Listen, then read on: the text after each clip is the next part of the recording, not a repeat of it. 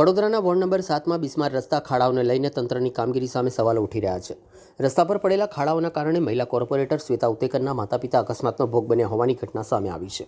સ્થાનિકોના જણાવ્યા મુજબ વોર્ડના અનેક રસ્તાઓ પર લાંબા સમયથી ખાડાઓ પડેલા છે, જેના કારણે વાહન ચાલકોને સતત મુશ્કેલીઓનો સામનો કરવો પડી રહ્યો છે. લોકોમાં પણ અકસ્માતનું જોખમ પણ વધ્યું છે, જેના કારણે લોકોમાં પણ હવે તંત્રની કામગીરી સામે રોષ જોવા મળી રહ્યો છે. મહિલા કોર્પોરેટરના માતા પિતાને અકસ્માત નડ્યા બાદ તંત્ર તાત્કાલિક હરકતમાં આવ્યું અને રસ્તા પરના ખાડાઓ પૂરવાની કામગીરી શરૂ કરવામાં આવી હોવાનો આક્ષેપ થઈ રહ્યો છે. આ સમગ્ર ઘટનાને પગલે હવે સવાલ એ ઊભો થાય છે કે સામાન્ય નાગરિકો વારંવાર મુશ્કેલીની ફરિયાદ કરતા હોવા છતાં ખાડાઓ કેમ પૂરવામાં આવતા નથી? શું કોઈ મોટી ઘટના કે કોર્પોરેટરના પરિવાર સાથે અકસ્માત સર્જાયા બાદ જ તંત્રને રસ્તાની સ્થિતિ દેખાય છે? સ્થાનિકોમાંથી એવી પણ માંગ ઉઠી રહી છે કે શહેરના તમામ બિસ્માર રસ્તાઓ અને જોખમી ખાડાઓની તાત્કાલિક ઓળખ કરી ગુણવત્તાસભર સમારકામ કરવામાં આવે, જેથી ભવિષ્યમાં અન્ય કોઈ નાગરિક અકસ્માતનો ભોગ ન બને.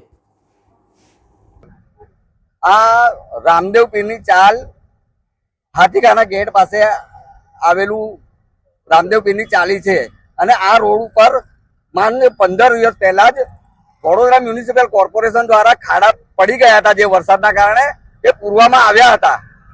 માંડ 15 દિવસ થયા છે હજુ આ કામગીરીના. વડોદરા કોર્પોરેશનની પોતાની સત્તાવાર ફેસબુક એકાઉન્ટ ઉપર આના ફોટા પાડીને વાહવાઈ મેળવી હતી.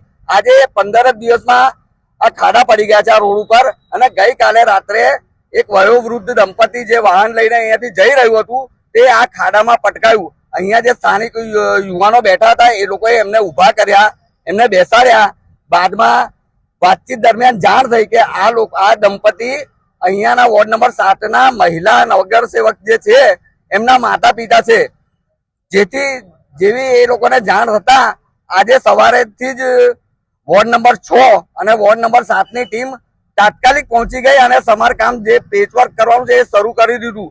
સવાલ એ છે કે જો કોઈ સામાન્ય વ્યક્તિ આ ખાડામાં પડ્યું હોત તો કોર્પોરેશન આટલી ઝડપી કામગીરી કરત?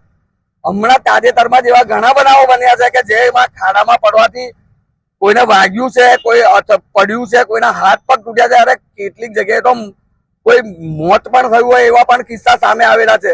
તો શું કોર્પોરેશન કોઈ નેતાઓના મા બાપ પડી જાય, કોઈ એમના સગાવાળા પડી જાય તો જ ઝડપી કામગીરી કરવાની? કોઈ સામાન્ય માણસ ને પડે વાગે તો એ લોકોને આવવાનું જ નહીં.